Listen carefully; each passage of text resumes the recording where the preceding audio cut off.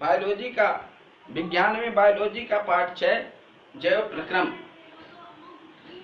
कक्षा 10 के लिए एनसीईआरटी द्वारा एनसीईआरटी के सिलेबस में हाई स्कूल के बच्चों के लिए दिया गया है। तो कक्षा 9 में आपने पढ़ा होगा सजीव तथा निर्जीव। अब आप लोग बताएंगे सजीव तथा निर्जीव। अब जैसे लिविंग एंड नॉन लिविंग,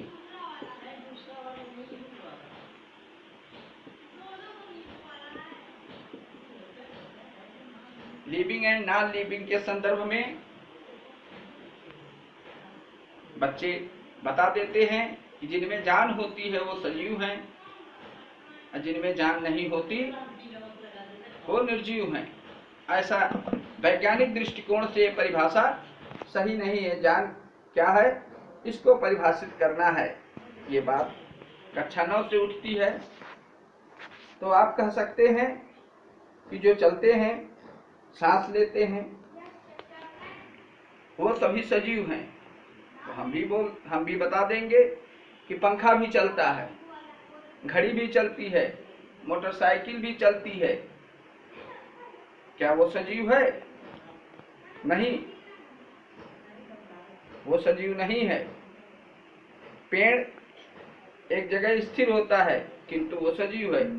अर्थात वे सभी जो जैविक क्रियाएं करते हैं।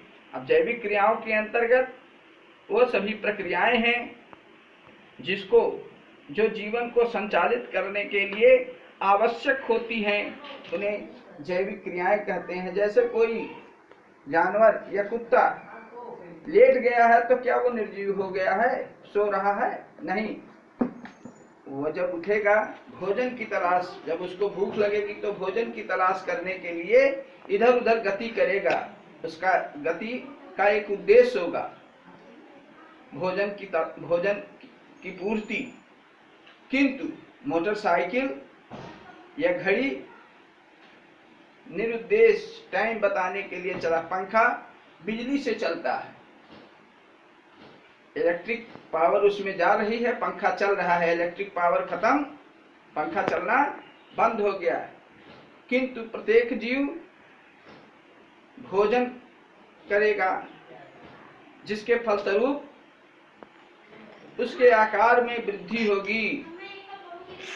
बाह्य वातावरण में जो परिवर्तन होंगे उन परिवर्तनों के प्रति वह जीव अनुक्रिया करेगा।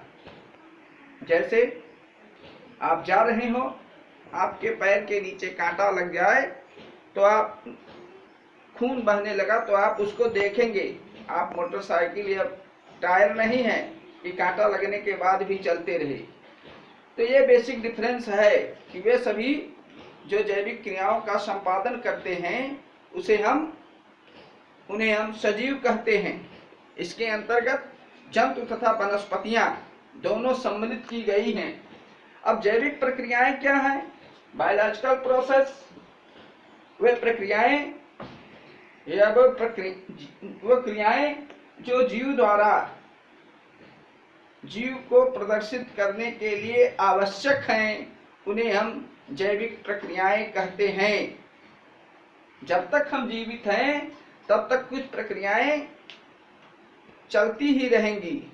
उनके बंद होने पर जीवन समाप्त हो जाता है, अर्थात मृत्यु हो जाती है, जिसमें से आपके कोर्स में पोषण,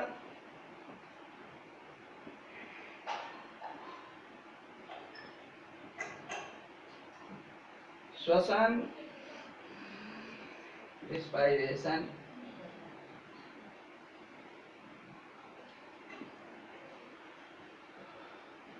पोषण, श्वसन, परिसंचरण,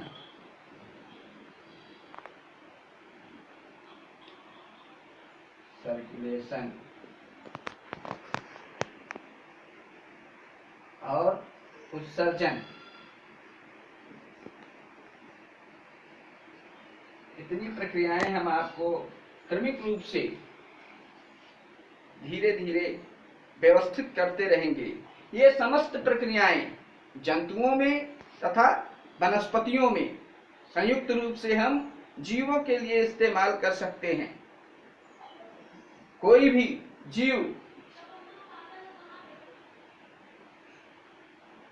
जीवित रहने के लिए पोषण करेगा।